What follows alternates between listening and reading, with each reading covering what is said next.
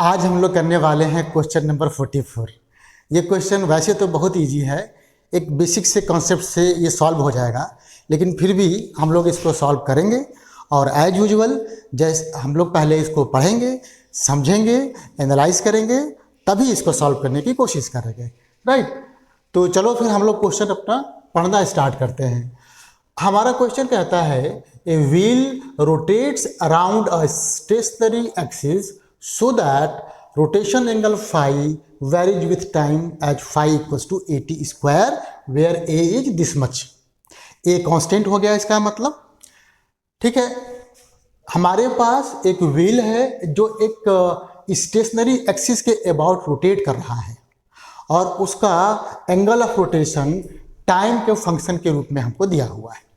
निकालना क्या है, हमको निकालना है total acceleration AT of a point A at the rim at the moment t equals to 2.5 second if the linear velocity of point A at this moment is this much। ठीक है, तो वैसे तो क्वेश्चन सॉल्व करने के लिए आपको किसी तरह के पिक्चर बनाने की ज़रूरत नहीं है, लेकिन फिर भी क्वेश्चन को फील करने के लिए हम लोग पहले एक पिक्चर बनाएंगे।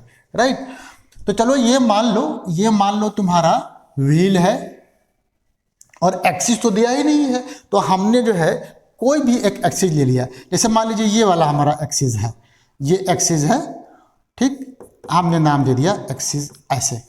अब ये है कैसे, ये इस पॉइंट से पास होके जा रहा है और इस बोर्ड के प्लेन के परपेंडिकुलर है और वो स्टेशनरी है।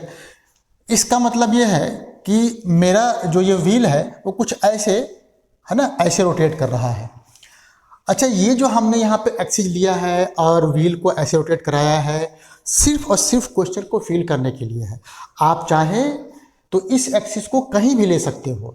तो चलो हम थोड़ा सा आगे बढ़ते हैं और यहाँ पे मान लीजिए यहाँ पे ये रिम पर पॉइंट है A, ठीक, और क्या कर रहा है कि इसका लीनियर वेलोसिटी है V। तो एक काम करो एक्सिस से पहले इसको मिलाओ, ये डिस्टेंस है R, और आप जानते हो कि जब हमारा बॉडी किसी स्टेशनरी एक्सिस के अबाउट रोटेट करता है तो बॉडी के जितने भी पॉइंट्स हैं कंस्टिट्यूएंट पॉइंट्स, वो सब के सब सर्कल में मूव करते हैं। राइट, तो यहाँ पर इसकी जो है वेलोसिटी हो जाएगी V से।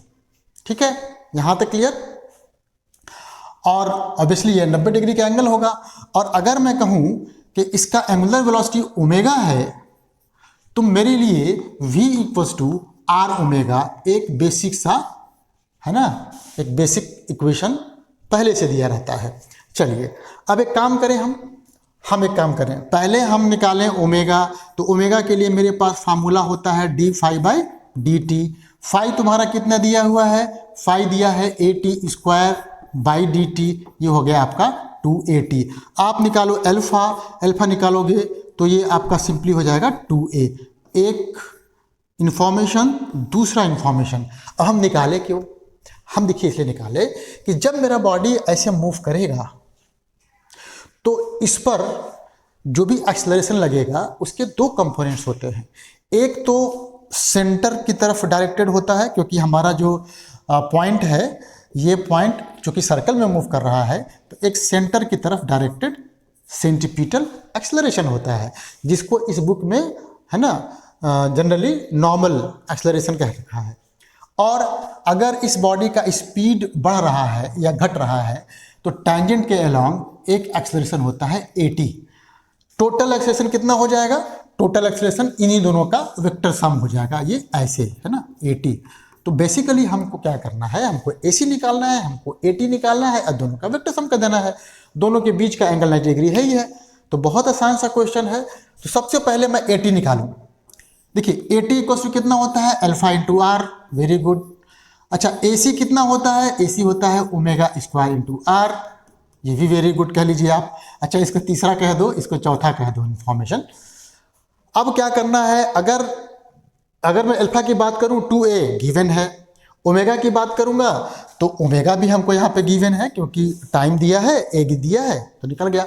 R का बस दिक्कत है, तो R बेटा यहाँ से निकालोगे V बाई ओमेगा और रख दोगे। तो जब रखोगे यहाँ पे तो यहाँ देखो, यहीं पे कह देता हूँ मैं वी स्क्वायर, ये हो जाएगा तुम्हारा r equals to v by omega.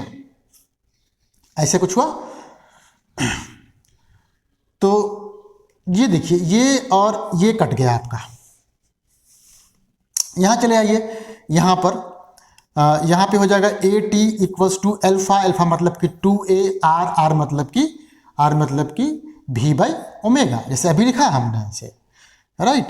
तो हमारे पास ये दो ऐसे एक्सप्रेशंस आ गए। अब मुझे क्या करना है, नेट एक्सेलरेशन निकालना है। इन दोनों का वेक्टर्स हम कर दूंगा, मेरा आंसर निकल जाएगा। देखो कैसे निकलता है। अब तो मेरे लिए हो गया a t equals to under root a small t का स्क्वायर प्लस ए सी का स्क्वायर, क्योंकि ए टी और ए सी एक दूसरे के परपेंडिकुलर होते हैं। तो यहाँ मैंने जब वैल्यू रखा ए टी का, तो देखो कितना हो रहा है। ए टी कितना था, ए टी था हमारा 2a v बाई ओमेगा। चलो, तो ये था हमारा 2a v बाई ओमेगा इतने का स्क्वायर, प्लस ए सी कितना था, ए सी था हमारा, ए सी था ओमेगा वी, ये था ओमेगा वी का स्क्वायर। बस अब वैल्यू रख दो, 2a v का तो मतलब दिया हुआ है, ओमेगा अभी निकाला था हमने, 2a t किया था ना ओमेगा की वैल्यू। अच्छा, यहाँ पे देखो, यहाँ पर फिर से लिखेंगे 2a t भी दिया हुआ है, ठीक है, ए स्क्वायर। अब देखो ये वाला कटेगा, ये वाला कटेगा, यहाँ स्क्वायर है, छूट गया था। एक काम और करो, यहाँ पे t से डिवाइड कर दो, यहाँ t का स्क्वायर कर दो, ठीक। अब क्या कर सकते हो, अब v बाई टी कॉमन ले सकते हो, क्योंकि यहाँ पे केवल v बाई टी का स्क्वायर बचेगा।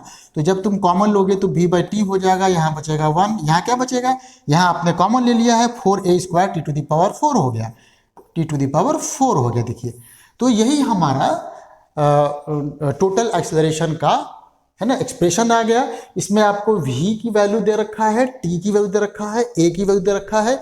आप यहाँ रखो और कैलकुलेट करके अपना आंसर निकालने जाओ।